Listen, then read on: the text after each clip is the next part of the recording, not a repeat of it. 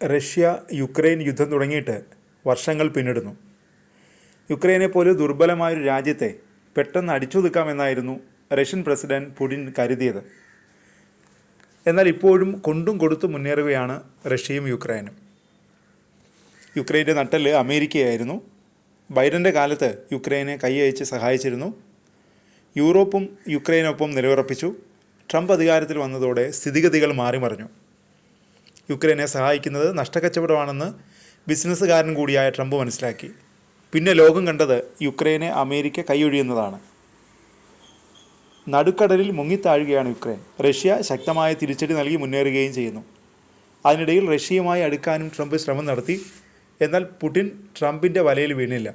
അതിനിടയിലാണ് ഫ്രാൻസിസ് മാർപ്പാപ്പയുടെ സംസ്കാര ചടങ്ങുകൾക്കിടെ ട്രംപും സെലൻസ്കിയും കണ്ടുമുട്ടിയത്. കുറച്ചു നേരം ഇരുവരും സംസാരിക്കുകയും ചെയ്തു. വാക്പോരിന് ശേഷം ട്രംപും സെലൻസ്കിയും കൂടിക്കാഴ്ച നടത്തിയത് വലിയ വാർത്താ പ്രാധാന്യം നേടിയിരുന്നു.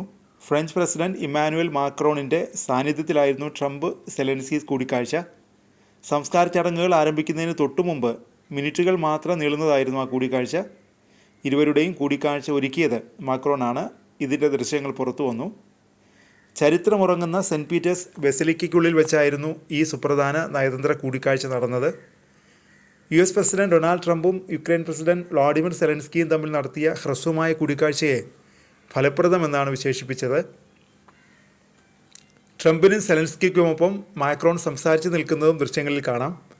സെലൻസ്കിയുടെ തോളിൽ കയറ്റി നിൽക്കുകയാണ് മാക്രോൺ. ട്രംപും സെലൻസ്കിയും തമ്മിലുള്ള ശീതസമരം അവസാനിപ്പിക്കാൻ മീഡിയേറ്ററുടെ റോളിലായിരുന്നു മാക്രോൺ എന്ന വിവരവും പുറത്തു വരുന്നു. സംഘർഷം അവസാനിപ്പിക്കാനുള്ള ശ്രമമാണ് മാക്രോൺ നടത്തിയതെന്നാണ് റഷ്യൻ മാധ്യമങ്ങൾ റിപ്പോർട്ട് ചെയ്തത്. എന്തായാലും ട്രംപിൻ്റെ തുടർന്നുള്ള പ്രതികരണങ്ങൾ ഈ കൂടിക്കാഴ്ച ഫലപ്രദമായിരുന്നു എന്നതിന് തെളിവാണ്. യുക്രൈനിലെ സാധാരണക്കാർ താമസിക്കുന്ന പ്രദേശങ്ങളിൽ അടുത്തിടെ നടന്ന മിസൈൽ ആക്രമണങ്ങളിൽ പുടിനെ ട്രംപ് വിമർശിച്ചു. സോഷ്യൽ മീഡിയയിലായിരുന്നു ട്രംപിൻ്റെ പ്രതികരണം. വ്യാഴാഴ്ച കൈവിലെ ഒരു അപ്പാർട്ട്മെൻറ്റിൽ നടത്തിയ മിസൈൽ ആക്രമണത്തിൽ 12 പേർ കൊല്ലപ്പെടുകയും 90ഓളം പേർക്ക് പരിക്കേൽക്കുകയും ചെയ്തിരുന്നു. ഈ ആക്രമണത്തിന് ശേഷം പുടിനെതിരെ ട്രംപ് നടത്തിയ രണ്ടാമത്തെ പരസ്യ വിമർശനമാണിത്.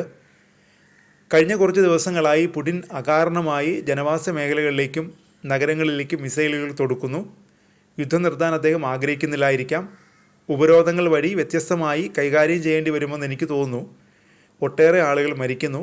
ഇങ്ങനെയാണ് ട്രംപ് സോഷ്യൽ മീഡിയയിൽ കുറിച്ചത്.